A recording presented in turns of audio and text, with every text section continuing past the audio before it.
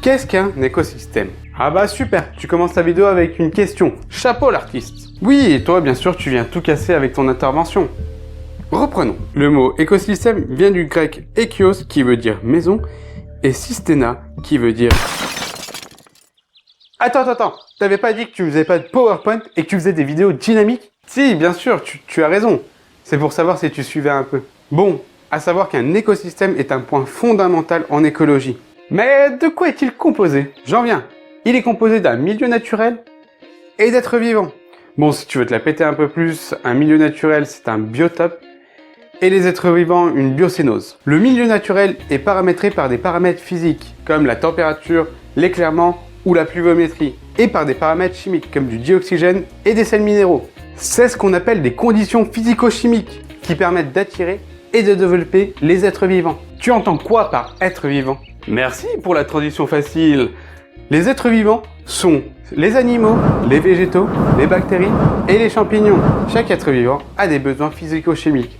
C'est pour ça que les milieux n'attirent que certains êtres vivants. Si tu prends le frêne commun, il aura besoin de plus d'humidité qu'un chêne pubescent. Ou encore, une panthère des neiges vit dans les hautes montagnes, alors que le guépard vit dans la savane. Le guépard, qui est un sprinter, a besoin de milieux plats pour pouvoir chasser à sa vitesse maximale. Alors que la panthère des neiges a besoin de milieux rocheux pour pouvoir chasser. Donc, chaque écosystème est caractérisé par un milieu et les êtres vivants? Oui, mais dire qu'un écosystème est égal à un milieu naturel plus à des êtres vivants est faux.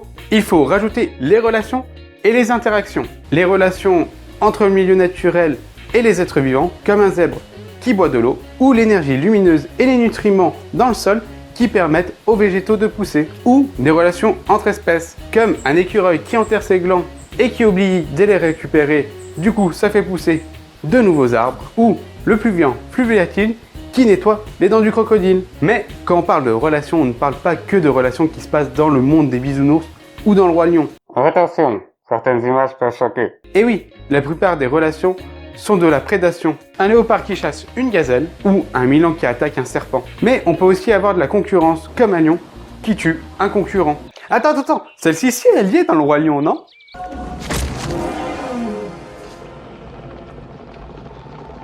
Longue vie au roi.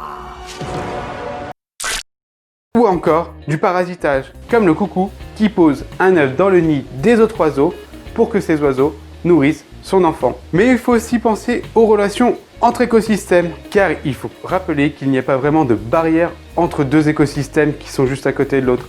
Donc il y a forcément des échanges. Mais concrètement, à quoi ressemble un écosystème? Eh ben c'est simple, ça peut être une forêt, un désert, un récif corallien, ou plus petit, comme une souche d'arbre.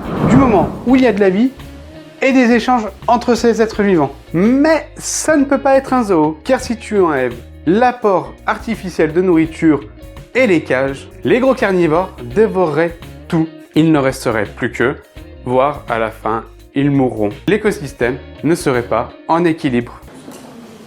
Attention, on ne dit pas qu'un zoo c'est pas bien ou c'est bien, là n'est pas la question. On parle juste de notion d'équilibre qui est important dans un écosystème.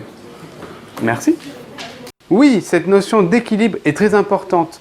Elle permet à un écosystème de durer dans le temps. Prenons pour exemple une vieille forêt. Pour les besoins de la vidéo, on va simplifier un peu l'écosystème. Pour les conditions, on a un climat semi-continental avec pas mal de pluviométrie et un bon ensoleillement. On a une température moyenne plutôt agréable avec quelques pics de chaleur, mais rien d'alarmant. On a un sol riche en nutriments avec un bon retour de la matière au sol, ce qui permet d'avoir un sol très riche et un sol assez profond. On a de la végétation plutôt arborescente avec des arbres très vieux, voire morts. Les facteurs que j'ai parlé avant sont des facteurs limitants.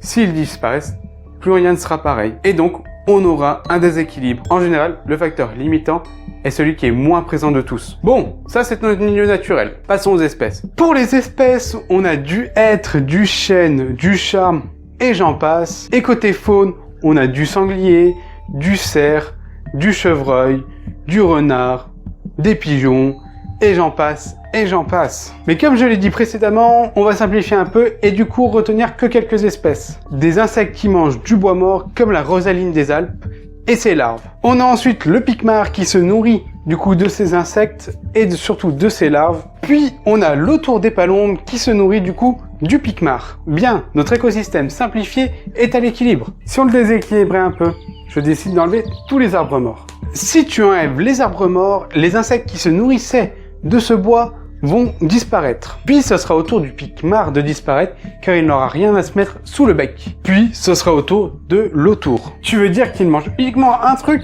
Ils sont vraiment durs à inviter ceux-là. Bien sûr que non, l'autour et le pic mangent d'autres aliments. C'est juste pour simplifier pour notre vidéo. Il y aura que les insectes qui mangent du bois qui vont disparaître. D'ailleurs, si tu veux te la péter un peu plus, on parle d'insectes xylophages, les insectes qui mangent uniquement du bois mort.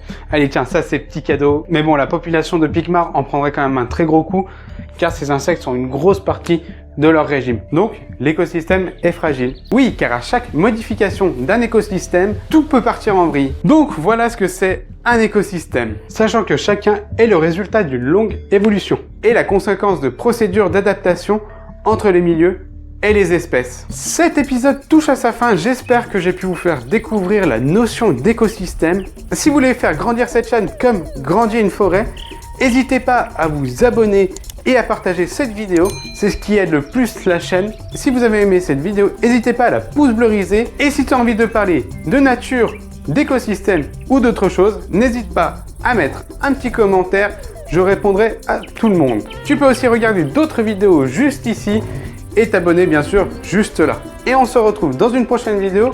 Allez, salut futurs naturalistes!